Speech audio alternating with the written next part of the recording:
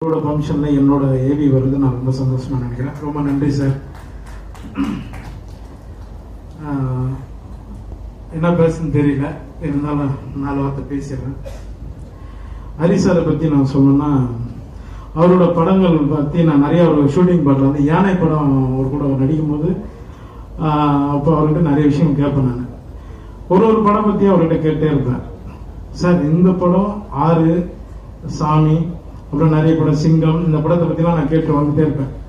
இது எப்படி சார் பண்ணீங்க, இது எப்படி சார் பண்ணீங்க. ஒவ்வொரு படத்துக்கும் ஒவ்வொரு டெவலப்மெண்ட்டாக தான் இருக்கும். அப்போ அவர்கிட்ட நான் கேட்டேன், சார் இப்போ லாஸ்ட்டாக நம்ம இதெல்லாம் வந்திருக்கிறோம், ரத்தனம் படம் எல்லாம் வந்திருக்கோம், எப்படி சார் அப்படின்னா அது ஒரே வார்த்தை சொன்னார், யோகி எப்பவுமே உழைப்பு தாண்டா எங்க ஜெயிக்கும் அப்படின்னாரு.